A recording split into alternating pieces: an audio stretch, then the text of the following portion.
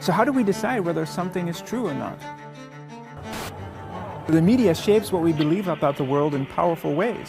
Think about climate change, COVID-19, immigration. Much of what we know about these topics is communicated to us through the media, through language, metaphors, narratives, images.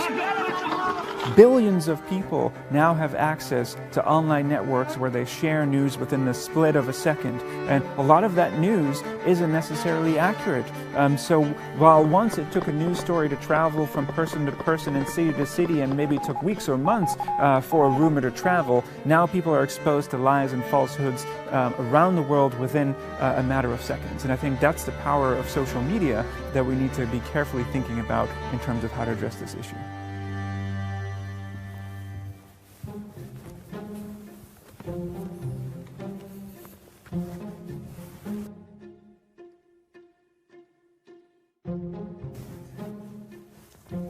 So how do we decide whether something is true or not?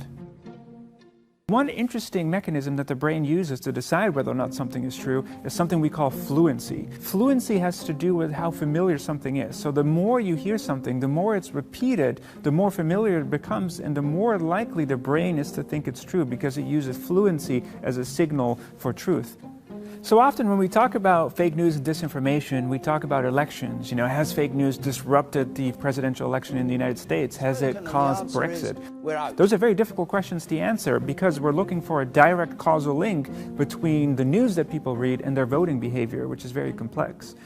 But people often forget that there's also indirect consequences of the spread of fake news. And one of those indirect consequences is that it harms trust in democracy, trust in media, and trust in institutions.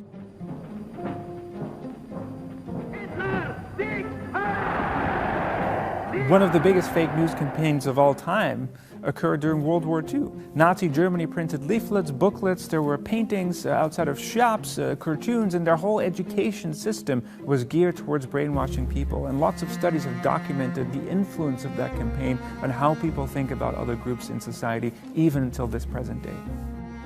So my own interest is in the psychology of persuasion and influence. How do people become persuaded of information? And one day I was sitting in the library of the university and I was reading an article from the 1960s by a psychologist named Bill McGuire. And he was writing about ways to actually help people resist influence when they don't want it. And he was talking about how everyone's obsessed with influencing each other, but in fact, there's almost no program of research that looks at how to help people resist unwanted attempts to persuade them. So that's where my interest is, in helping people resist persuasion when they don't want it.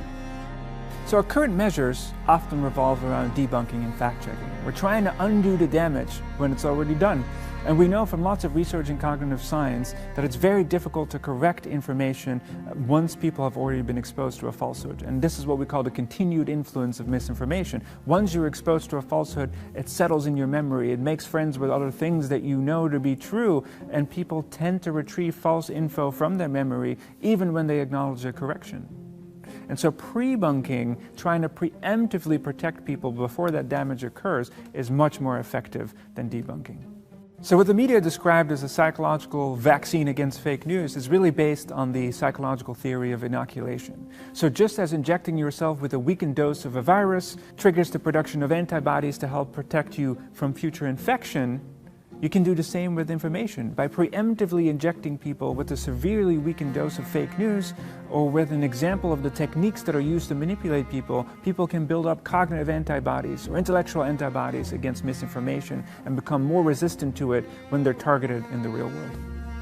So to translate our theoretical findings into real-world interventions, such as the games that we've developed, we've teamed up with organizations, governments, and social media companies around the world. An example of which is Go Viral, our intervention that helps people spot fake news about COVID-19, which we developed together with the Cabinet Office here in the United Kingdom and with assistance from the World Health Organization and the United Nations Verified campaign, who together helped identify audiences that are vulnerable to fake news about COVID-19 so that we can actually get this intervention out to those who need it the most.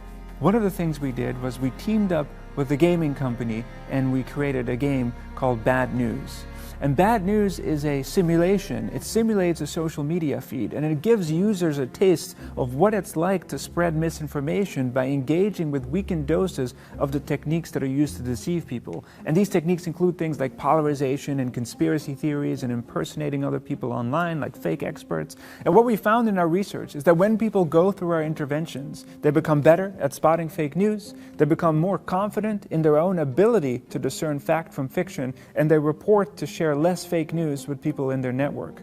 Now, of course, with any vaccine, it wears off over time. So when we follow up with people month after month, week after week, what we find is that we can maintain a certain level of immunity if people get regular booster shots. But for me, the ultimate benefit of the metaphor lies in herd immunity. What we want to do is have enough people vaccinated so that misinformation won't have a chance to spread in online networks.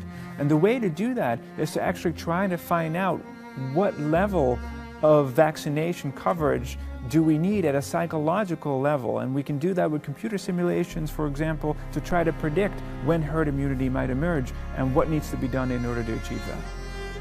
So when we look to the future of disinformation and fake news, I think the viral analogy is helpful. Just as viruses mutate over time and become more infectious and more harmful, the same is true for disinformation. The techniques are becoming more advanced. The dark arts of manipulation are evolving.